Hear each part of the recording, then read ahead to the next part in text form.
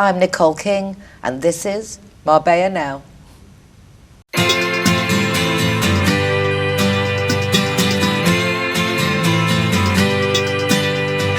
hey, it's a brand new day. Hey, hey, hey, it's a brand new day. Halfway twisted. You just never know who you're going to meet in Marbella. Well, my first guest today happened to be in Urban Chai, one of my favourite breakfast places, when I was there, and we got talking. And it was quite interesting, but I didn't have time to find out more. But thankfully, I have a television programme, and not only I get to find out more about it, so do you. So welcome to the show, Amelia, how do you pronounce it? Amelia. You pronounce it Amelia. You're from Romania? I'm from Romania, exactly. How long have you been on the Costa del Sol? Since 2013 we moved here, and last year we adopted a little cat. So we are a family of 4 right now. That is wonderful. That's for you the deciding factor to stay. We adopted a cat, so you're here to stay. How was the transition from Romania to here? Well, it was not from Romania, actually. It was from Singapore. Exotic. Exotic and different, and very new everything. So we moved from Singapore here. But before Singapore, we were living in Egypt for a couple of years, and then in Malta for a couple of years. But at one point, we decided to come back to Europe because it was easier to go back to home, especially to our parents. This is you've had a very exciting life. You're so young and you've done so much. Was it through the work you do now, or how did you end up in such lovely places? It was through the work of my husband. He's the one that, he always liked it to travel. And when he proposed, he asked me, are you willing to travel with me? And I was like double, yes, yes. So that's why we traveled so much. And such diverse places. Very. With such different cultures, such different cuisine, everything's different. Well, I think you can grow only when you try some new things, like new food, or to live in a new country, or to speak a language that is not yours, like today. When I go other places, which is a privilege, but when I come back here to Marbella, I always feel like I can relax, in the sense it is home, that everything's very easy, everything's very amenable, everything's very joyous. So it's lovely to come back. I'm glad that you also enjoy being here. And associated with relaxing and well-being are essential oils. And this is the conversation that we started up when we were having breakfast. I really have to admit, I don't know as much about essential oils as I think people expect us to know, in the sense of who hasn't heard nowadays about essential oils. But can I be basic and ask, what are exactly essential oils? What is an essential oil? Well, an essential oil is the essence of a plant. It is the essence from a root, from a leaf, from a flower, from a stem, from a bark. It is like the life, you have life here inside of a bottle.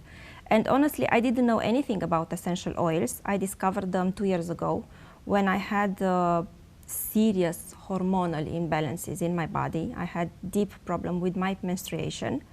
And the treatment that my gynecologist recommended, it was too invasive. So I said, okay, I have to look for alternatives. So that was the time when I started to read a little bit more. And my best friend from Romania, she knows me since we were 15, she said, you need to use 2 oils. One is called Balance, and the other one is called Forgive. These are a mix of pure essential oils. She said, listen, everybody needs to balance something, and definitely you have to forgive people, you have to forgive yourself, situations, and so on.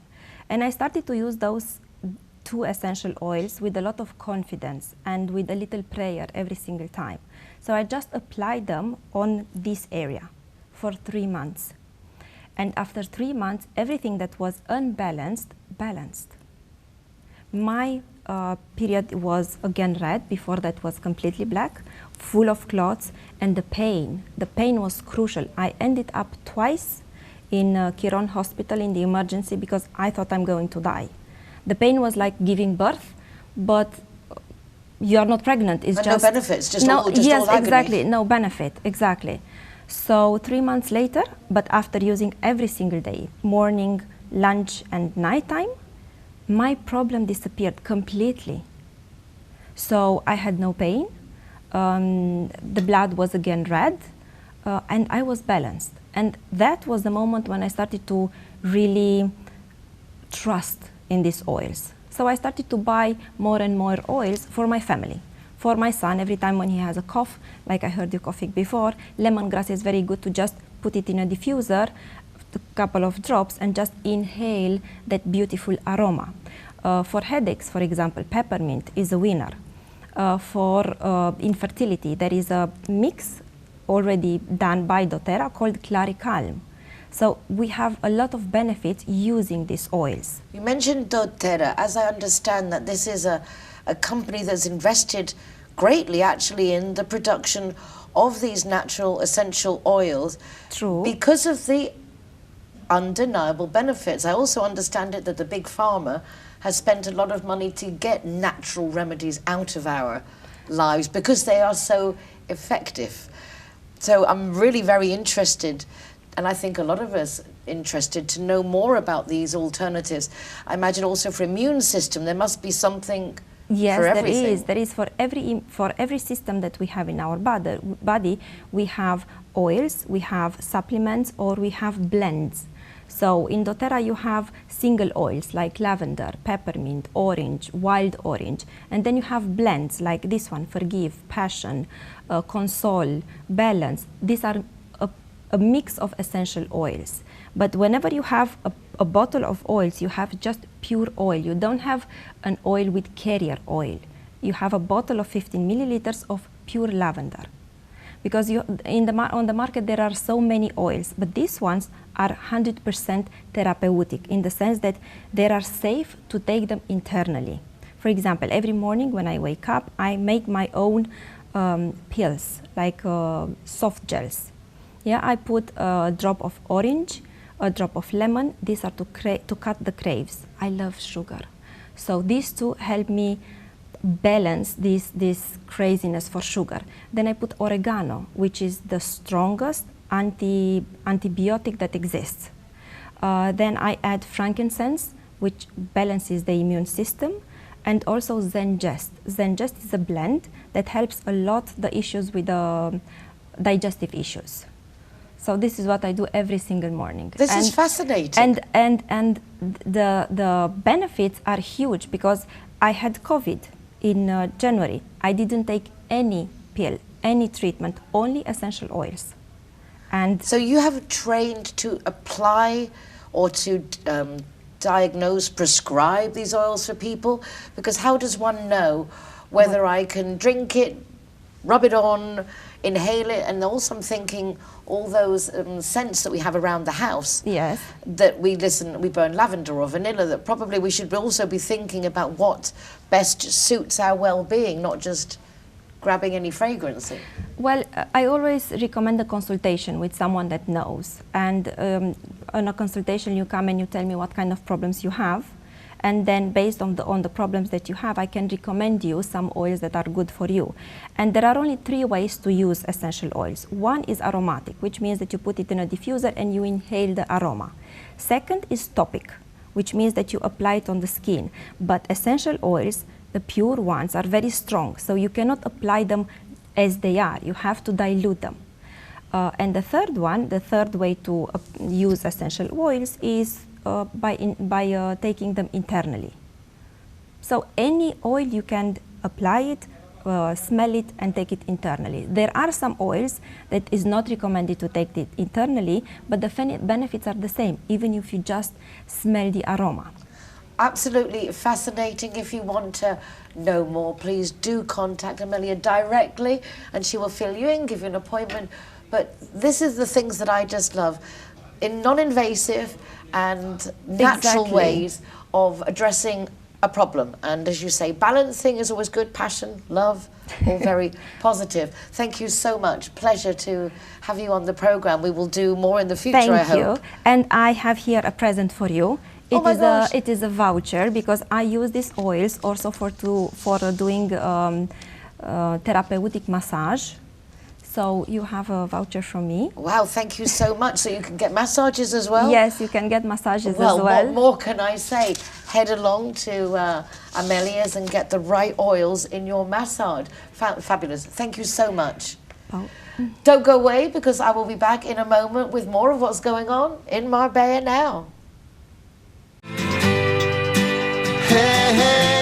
Judy and John are getting along famously. They have so much in common, which now includes both being too tipsy to drive home. Oh, John, you can't drive home like that. Neither can I. John looks worried, but not our Judy. She simply calls Linear Director for a free taxi and a tow truck to take her and her car home. Call Linear Director on 952 14 78 34 to see how they can better your life too.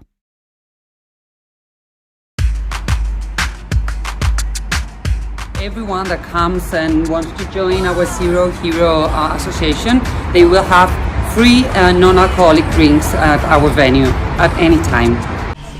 Hi guys, Ross here from Hogan Stand. Proud to be a member of the Zero Hero campaign. And we recommend everybody. Nobody drives drinking. Everybody who drives a car doesn't have any alcohol in their system, and we're proud to sponsor the Zero Hero program.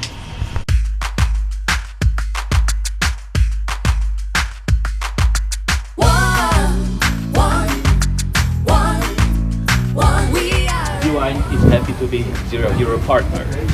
How cool is that? GY.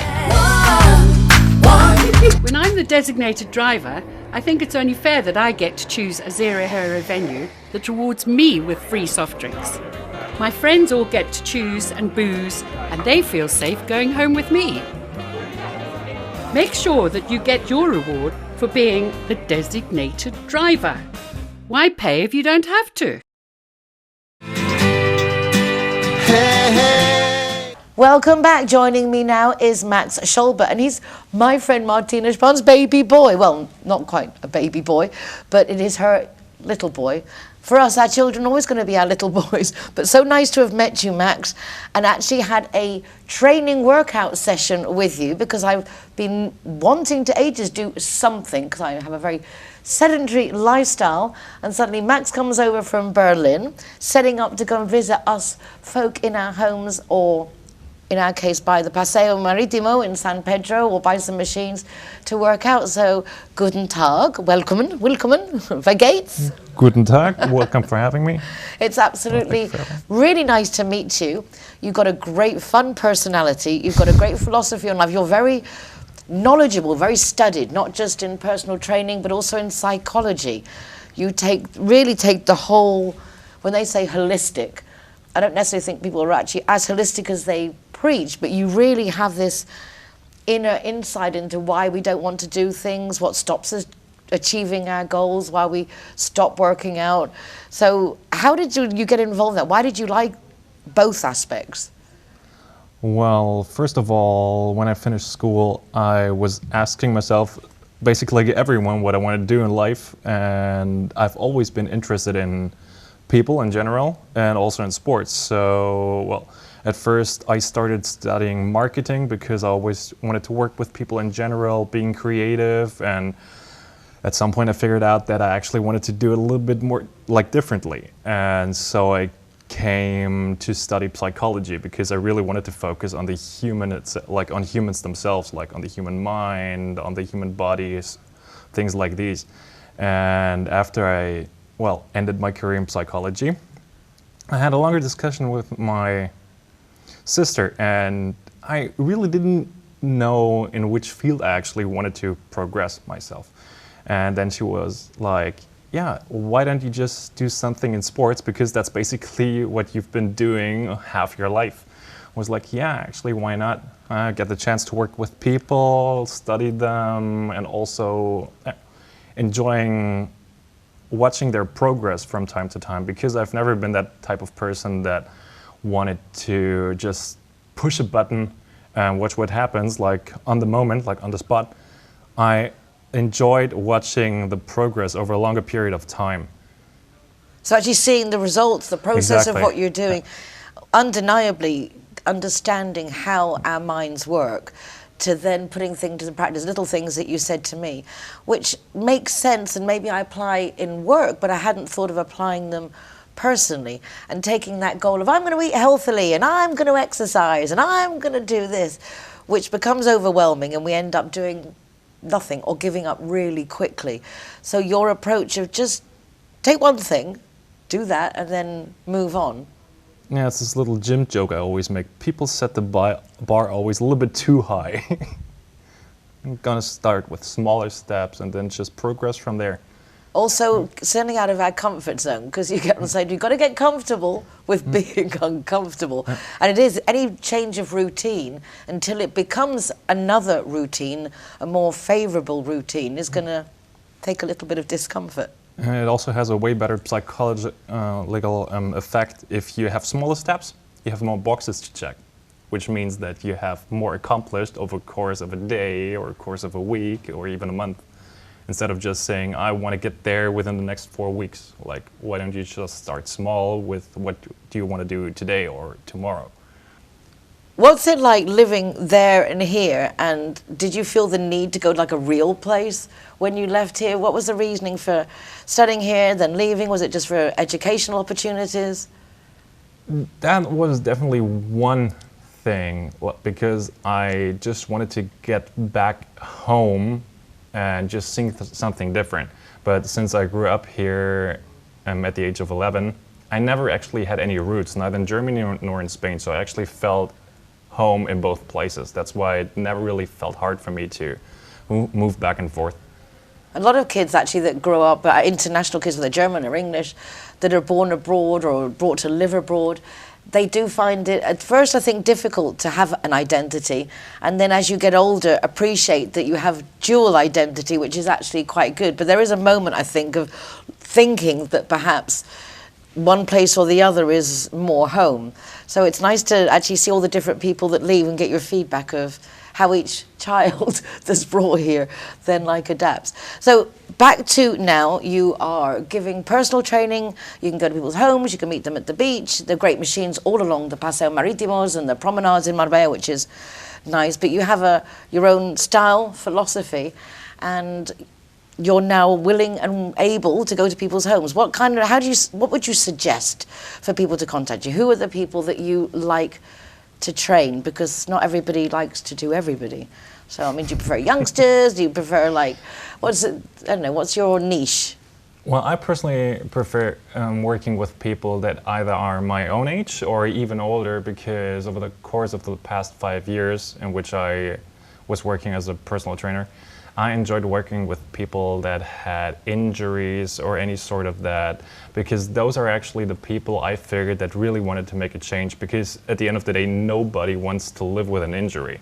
So rehabilitation, again, watching that Exactly. process, that satisfaction of taking somebody who finds things difficult and helping them through to facilitate it. Exactly, and it's also fun to show people that you don't have to make a rocket science out of it, that it just takes a little bit of effort, a little bit of time. You don't even need the biggest equipment possible you can get on the market just to improve on your well-being.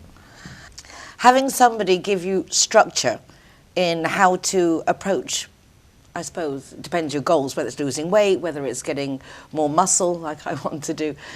There are certain routines, I suppose, that can be implemented to follow, but I think with help it always makes it easier. It definitely does.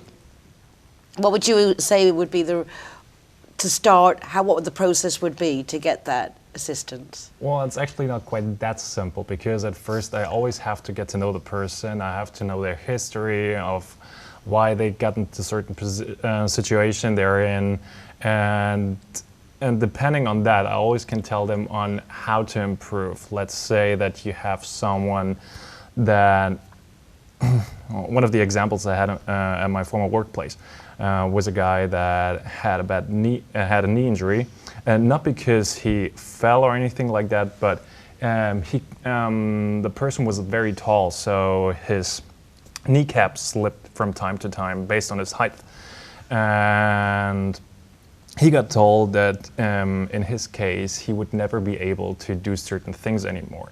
And I didn't like the idea of getting told that you won't be able to do anything based on your certain situation, because that's, for me, it's just an easy way out.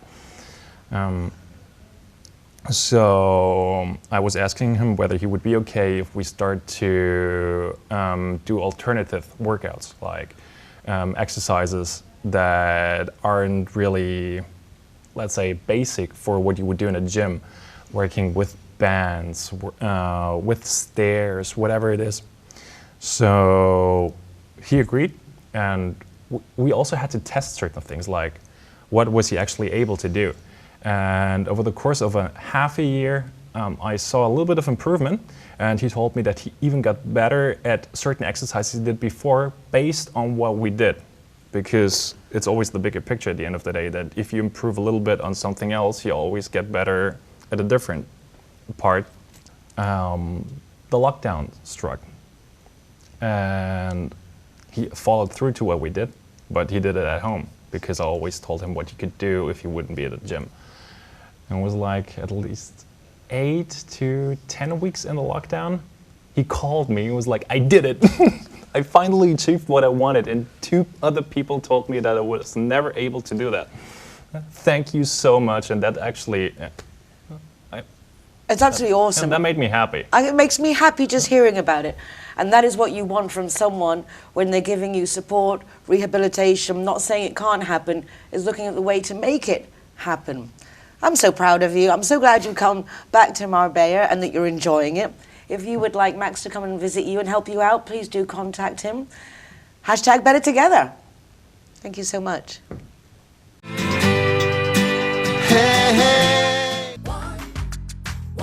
Zero Hero, welcome here at the Gaucho de Banus.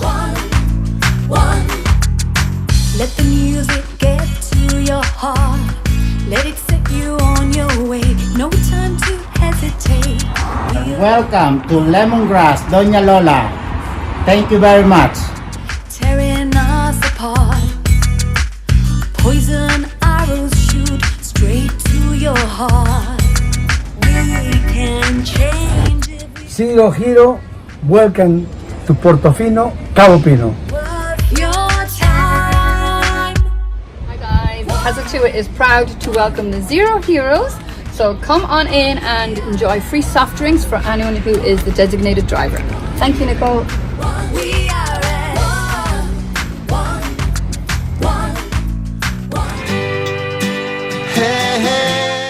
Joining me now is Karen Blair of PCC Wealth Management.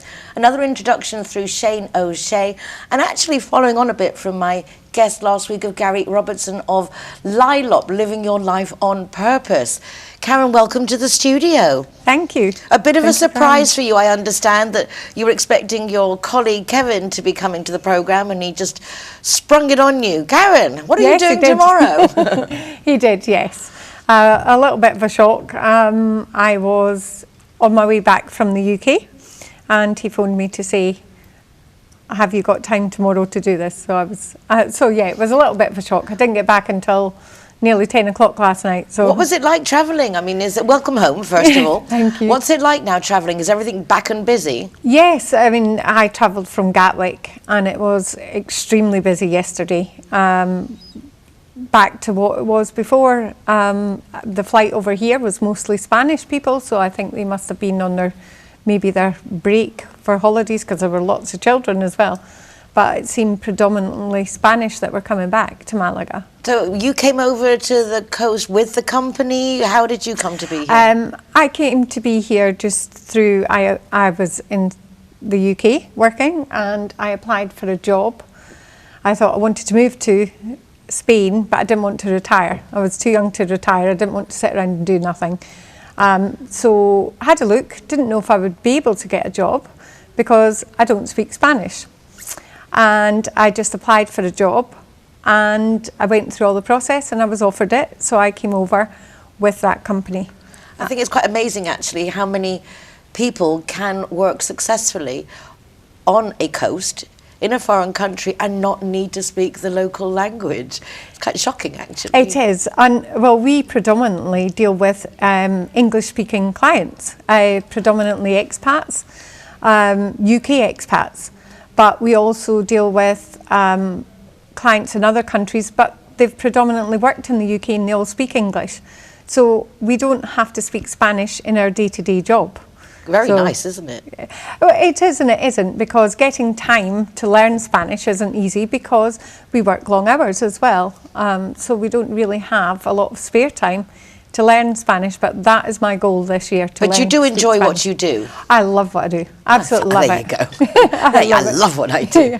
I do. I love it. I love helping people. I love doing the best I can for them and helping them with all their finances. It has to be everything, not just in isolation, the whole picture for them. Because if you don't look at it that way, then you can be helping them with one thing, but it might actually affect another thing in a detrimental way. So it's a great feeling when you know you're helping someone achieve their goals. I think I mentioned to you off air that I'm always very wary of bringing on companies that want to invest your money or do things, but at the same time, not knowing what to do with your retirement funds or preparing for retirement or inheritance or moving to a foreign country. There are so many things entailed that if there weren't people to go to, then that would be equally as devastating. So it's nice to know there are companies that can embrace every situation and advise people, as you say, taking everything into account. And, you know, it's frightening when you're in a different country and you don't know what assets you have in the UK or anywhere else, how that's affected by living in a different country. A lot of people don't actually understand their responsibilities for living in that country, their reporting responsibilities as well. They don't realise that actually, even though they may be paid in the UK, whether it be their pension or not, they have to pay their tax in Spain if they're residents in Spain. And it's helping people understand these things. And it can be simple things we deal with, but it can be quite often be really complicated as well. But we're there to help the client and guide them as much as we can. We also have partnerships with extremely good companies, strategic companies that do the very best for the clients as well. So if it's not something that we can actually do ourselves, so for instance, we're not tax advisors, but we have extremely good tax lawyers who know both the Spanish system and the UK system. So whatever the client needs, we're able to help them with that. We have partnerships with some of the best healthcare to get them the best healthcare at the best price as well, and make sure the clients are looked after. And all our partnerships are with companies that will give the clients the same service we give them. And we have very, very high standards of what that is. And our main focus our only focus is the client and doing the very best for them at all times. So important, particularly with the scams that are out there. And you just have to be so careful, and having a company that can assess that is fundamental. What I also like, although it's foreigners abroad working, very much integrated with the local community. And I know that, for example, that Gary of Living Your Life on Purpose, you collaborate and you do different things with the Lions Club in Mijas. Tell us a little bit about the social side, the social commitment side of PCC. Yeah, so we do a lot of stuff in the community, especially around La Cala. As you mentioned, the La Cala Lions. I'm actually a committee member, so I do an awful lot with them. PCC also sponsor the Lions Club. We also sponsor the Bradley Lowry Foundation in the UK, which is childhood cancer. You know, we do lots of things like that. We also do lots of events up and down the coast, as in walk-in events. People can come in, called Ask the Advisor, where people who might feel a little bit intimidated by coming into an office and sitting down formally and speaking to someone, they can come and they can ask us anything they're unsure of to do with living in Spain, to do with their finances, their tax responsibilities, their investments, where they should be declaring everything, where they should be paying tax, and how best to protect their assets. We live by a thing called PIPSI. It's what we base our work on, and that's protection, income, pensions, savings and investments, and protection being the main thing. That's the very first thing that we look at for a client. And so our events up and down the coast are for people that might feel Well, I think a lot of people uncomfortable. also, when you say wealth management, they think, first of all, that they have to have a lot of wealth to ask for advice. And secondly, you think that just the first conversation is going to cost you a fortune without even knowing what you're getting into.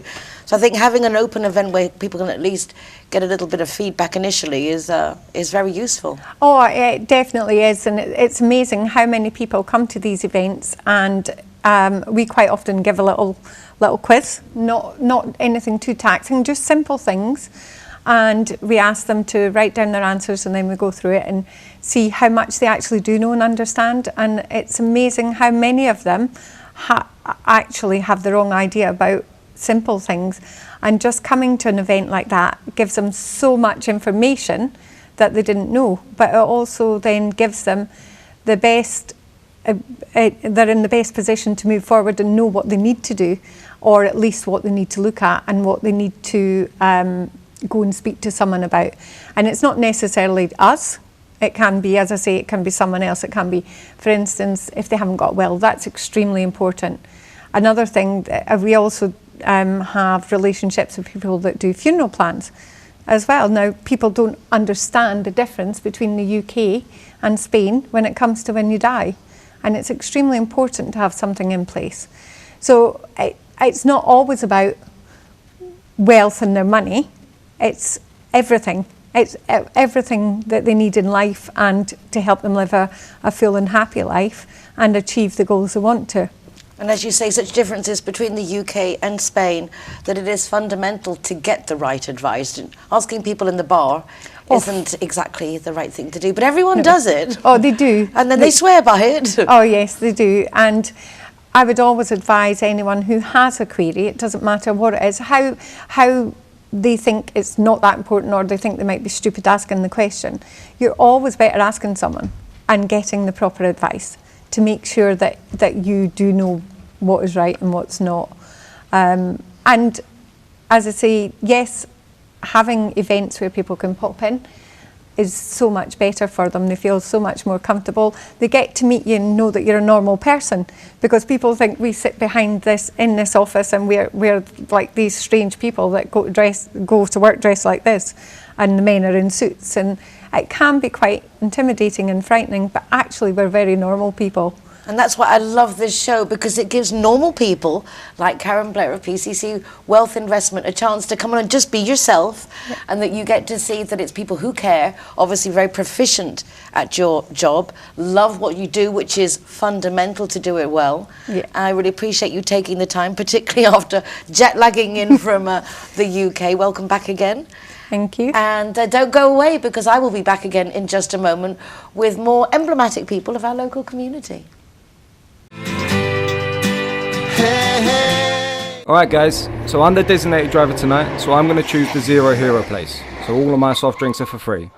And if you want to go somewhere else, just check out the Facebook, Instagram or the zerohero.es website for any of the bars, discotheques or restaurants on there. I'm happy to go anywhere you want to go, as long as it's Zero Hero. McNulty's is proud to be a Zero Hero partner. We are proud to present Zero to Hero.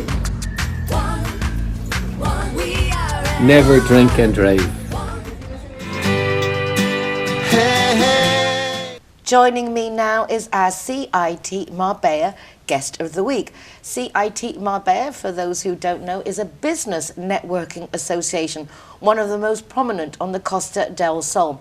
And every week we're very lucky that one of their members comes to the programme to explain what they do.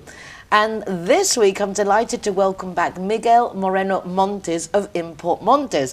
And although I'm promoting Zero Hero, Don't Drink and Drive, people do drink. And thankfully we have companies like Import Montes that do the distribution of all those drinks basically to everyone on the Costa del Sol. Miguel, how lovely to see you again. Thank you very much for inviting me again. It's really nice to see you, and it's nice to see that you're taking over the family business, that you're involved, because having a family business like yours with your parents, and then you get involved and you're just so much part of the community that it's nice that you want to be in the business. So many families, the kids don't want to be involved, but you've always been somehow involved with it, haven't you? You like it.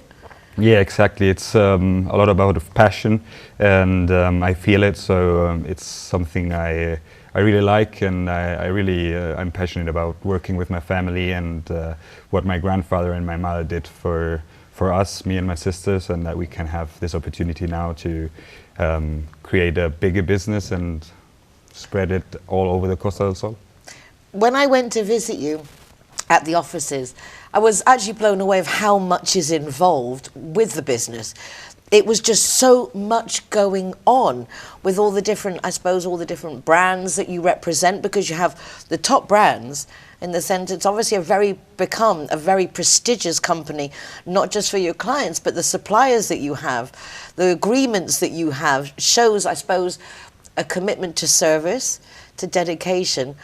What is your part in the day-to-day running? Well, I do a lot of things inside the business, but what I'm more inside about it, or in it, is the logistics.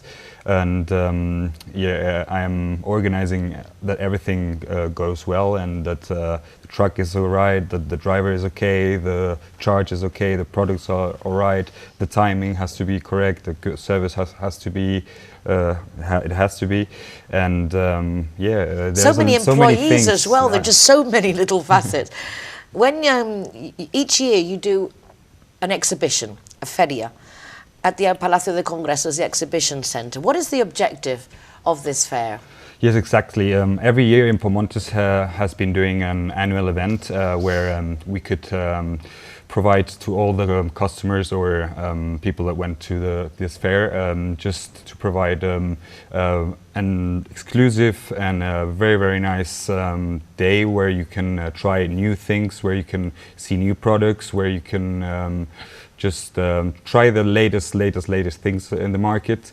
But obviously now with the COVID and everything, it was a bit difficult for us. We didn't know how to organize all of this, and all of a sudden we had an idea to create a group of businesses. So now big players came into the game, and we're gonna do at the 8th of March. We are doing the Hostel Tech event in the Marbella Exhibition Center, or Palacio de Congresos, and it's going to be really, really, really nice. It's the 10 biggest companies of the hosteleria or hostelry sector are going to be there, and you're going to have and experience very, very, very nice things, the latest technology as robots, or for the hostelry, the newest technology for machines, for the money, for the cash, how do you call it? Cash, yeah, the cash register. The cash register. You could try the newest beers, the newest wines, food, beef. There's so many different things you can try in this event. So I really, really invite you. Is it open to the public or just for professionals? It's open for professionals. You have to be in the sector, and the way you can subscribe or get the invitation, you have to go inside the hosteltech.es. And then you have to put your name, your restaurant or your business, and you will get a registration and invitation. It sounds amazing. I have to say that yesterday I was in Matuya, and all of a sudden this robot came up and served the food, and that was just like, what? Exactly. So when you said that, it's like, yeah, there is a lot of things out there that we become quite insular in Marbella. I know when I go back to Madrid, when I come back, it's like, thank God I left just to get a base of what's going on outside, because it gets very cozy here. We get very familiar with what we've got, and yet there's a lot going on in the world. Exciting times for you, no? Yes. We will have this amazing robots over there, and for all the people that are there, you will experience a really, really nice day, and you will be in all this environment of the hostelry that... An opportunities then to incorporate all these novelties into the business. One of the things that we were also talking about when we spoke about the Zero Hero is the new alcohols with no alcohol, gins and vodkas and things, and you were saying they really didn't have that much interest in those type of things. But I was out the other day and had people ordering no alcohol gins and vodkas, and I was like, okay, good. So it's starting, it's beginning. But it's nice to know that it's out there, that there are lots of novelties out there. Miguel, really lovely to see you again. Anything else you would like to share with us? Come please to the Hostel Tech, subscribe and get your invitation. It will be amazing. Okay, I'm going to go as press. Can I go as press? Yeah, you can. Okay, as press. I don't have a restaurant, bar, or a hotel, but I could be press. I could be press. It sounds like something not to be missed. Miguel, thank you so much. Muchísimas gracias. Y enhorabuena. Really nice to see the third generation carrying on in Port Montes. And again, we're going to go to a little break, but don't go away because I will be back in just a moment.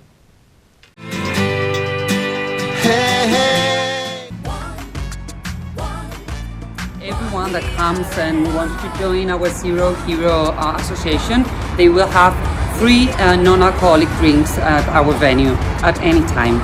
So here we are at Everest. Very cool. Yeah. Stickers going up.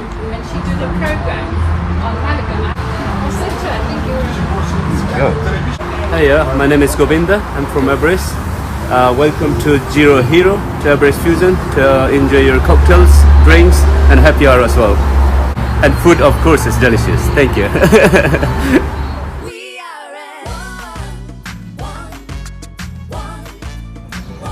Welcome to Sister Taperia. Perfecto.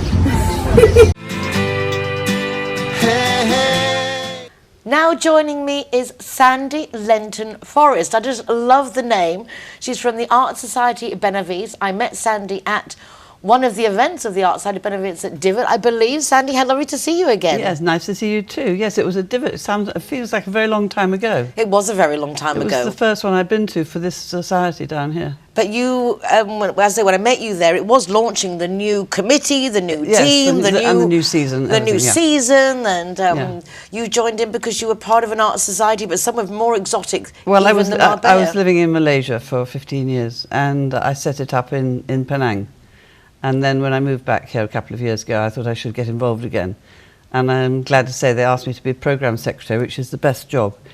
It's the most job, but it's the best. Because you actually get to put your vision and your education, basically. Yes, and I go to the Directory Day, which is in London in March, and so I have the opportunity of seeing all of the speakers.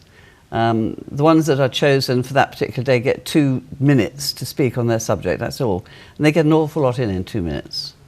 So then I choose the programme for the year. That's the difficult part because we only have 8 lectures and there are 350 lecturers. So when you go to the UK, you're literally going to hear 2 minutes from 350 odd people? I don't think they all speak on the same day, but those that don't speak are sitting at their desks. And so we have 350 people.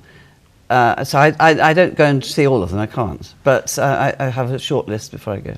I have to say that when I first heard of the Art Society, I had no idea that it was a worldwide set-up existing thing. Well, it is now. It started off very much in sort of rural England by a woman who I think was a rather bored housewife, wanted to do something a bit more substantial. And then it spread to Europe. I think we've got 6 branches in Spain and 1 in Gibraltar. Germany, I think there's 1 in Switzerland as well. But I was the first and only in Southeast Asia. And sadly, when I left, it crumbled. Nobody had time to do it, they say. There's also the society in Australia and in New Zealand, so they're tied in. When, I suppose, living abroad, and if you're British and you like cultural things, to live abroad, and obviously we miss those things. I have to say, I often feel I want to go to the ballet or things, an opera, things I didn't necessarily even want to do in the UK, and suddenly I just want to do them. Yeah, you suddenly miss it. And of course, wherever you are in the world, there is culture going on, but it's the culture of that country. And very often you don't understand what's going on. Don't understand the language, don't understand why they're doing it. And a lot of the culture in Malaysia is religious-based, so... and I suppose, again, a way to meet like-minded people, to have more of a social life. So what is your particular love? How have you guided the talks for the Art Society Benahavis? Well, I took over the programme that somebody else had already designed. So but I have had some that I've had to put in, and I've been doing it from now, I think from this month onwards is my choice. I like to have variety. I keep being told by the members that they want things Spanish, but you're in Spain, so I think you can go and find that out for yourself. But nevertheless, I am doing a lot of Spanish-based things. What is the interest in Spain? What do they want? Like the wines, the flamenco, or the cities, the history? Do you know, I think there are a lot of people on the coast that don't go very much further than their front door. And so they've heard about Seville and they've seen Seville, but they want an expert to tell them about it. And so we had a speaker who spoke about Seville, art and architecture and culture of Seville. And before that, we had somebody who spoke about Extremadura. Now, that's an area a lot of expats don't know anything about. It lies to the where are we? To the west of Spain. Yes, west. Yes, it's west, bordering with Portugal. Bordering with Portugal, and it's a very unknown area. It's actually a very beautiful area, and they have some lovely vegetation, curiously. Yeah. It's nice to Spain, actually. I correlated with the States that you can go everywhere and it's so different. And although Spain's very small, every comunidad, every community is very different. In culture, in architecture, in the culinary, in the vegetation. It's quite fascinating. Those beautiful cherries that we get in a couple of months' time, they all come from Extremadura, from the Valle de Jerte. And Mérida is some of the most beautiful Roman ruins. I think it rivals Rome myself. We have some nice Roman ruins in Marbella as well that people don't know exist. There are a lot of Roman ruins all over the place. Yes, and our old town is surrounded by a Roman wall. So absolutely. We actually do live in a privileged area, very rich in culture. And through the Art Society, if you want to make friends and you want to get involved with things, it's a very nice thing to do. You've got a lot of events. And I really want to emphasise that it's not about art. It's not artists and it's not fine art, although, of course, fine art comes into it. But the arts takes on everything you see when you open your window the first thing in the morning. It's to do with gardens, scenery, architecture, archaeology, jewellery, fashion, food. That's the arts. And so it encompasses everything. It certainly does. With the Art Society, how can people get involved? Can they get in? What is the opportunities? Well, we've got a website. It's www.theartssociety, Benahavis, 2 S's in the Arts Society, benahavis.com, and that tells you what's going on. Or they could just send an email to me, program, spelt with 2 M's and an E, that program, Benahavis at theartsociety.org. You can become a member, can't you? And that gives you discounts when you go to different events. Yes, and it's not just the arts that we do with. During the year, coming up in June, we have a sort of, I'm not supposed to say mini Glyndebourne because it's copyright, but it's basically on the theme of Glyndebourne. So you bring your own picnic and you sit in the grass of the park and you listen to classical music. So that is June the 14th. September the 4th, we're going to have a classic car event. We're hoping that Benahavis is going to agree. They've agreed in principle. We're just ironing out the wrinkles. That's September the 4th. There's a proposed trip to Extremadura in June.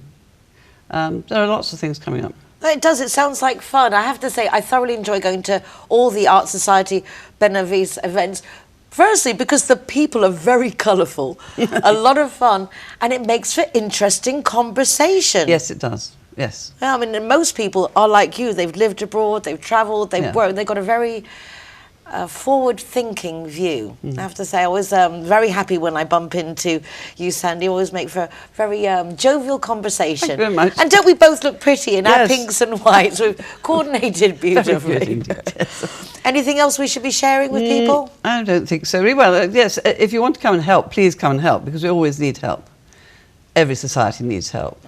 We have lovely sponsors. Blevins Franks are our sponsors, and they do a grand job of helping us keep the books balanced. And it doesn't matter if you think that subject won't interest you. I can guarantee that any lecture you come to, you will go away more enriched than when you started. Yeah, because it's not lectures as such. No. These are people who are professional talkers. Yes, they are. And they know how to engage. Top of their tree. Yeah, and if you've been selected out of 350 options, the top 8 have to be good. They have to be very good, yes. Well, Sandie, thank you so much, because I know you've got a long trek to come down here. Not really, but really nice to see you. Lovely to see you as well, thank you. And if you go to the Art Society Benahavis event, you can also meet the lovely Sandie Lenton Forrest. I just love the name, it's like Del Zorro. Thank you very much. much. Thank you, Sandie. Thanks a lot. Well, that's it for this week's programme. Thank you so much for joining me to meet more of our Marbella community.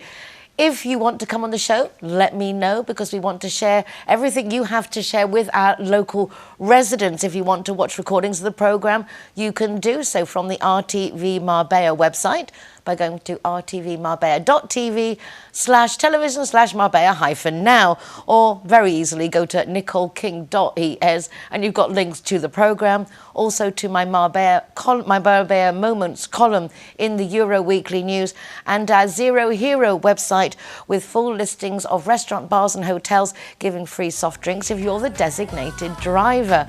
That's it for now. Take care of yourselves, be nice to each other, and please like and share this. Our guests have a lot of really good things to share, and if you don't share them, no one gets to find out, and that would be such a shame. See you soon. Take care. Bye for now.